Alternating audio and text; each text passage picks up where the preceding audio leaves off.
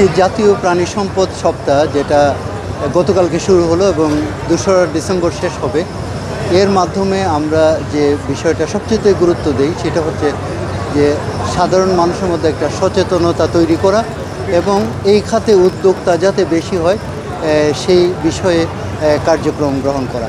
তো আমরা যে বিষয়টা চিন্তা করছি সেটি হচ্ছে যে এখন আমাদের যারা বিভিন্ন বিশ্ববিদ্যালয় থেকে পড়াশোনা করে বের হচ্ছে, তারা তো পড়াশোনার পরেই তাদের একটা চাকরি করার জন্য বিভিন্ন ধরনের প্রয়াস তারা চালাবে। তো আমরা তাদের মধ্যে আমরা একটা প্রচার করার চেষ্টা করব যে তারা যাতে এই সেক্টরে উদ্যোক্তা হতে পারে।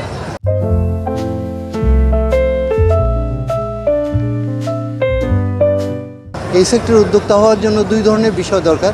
একটা হচ্ছে উদ্যোক্তা হওয়ার জন্য কি দরকার।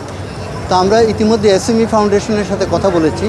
এসএমই ফাউন্ডেশন তাদেরকে ট্রেনিং দিবে কিভাবে উদ্যোক্তা হওয়া যাবে, আর আমরা ট্রেনিং দিব যে আমাদের যে প্রাণী সম্পদ খাতে তারা যে কাজ করবে, কিভাবে প্রাণী পালন করবে এবং এটাকে কি এর মাধ্যমে তার অর্থনৈতিক অবস্থাকে কিভাবে সে পুনরুদ্ধার করবে অথবা সমৃদ্ধ করবে।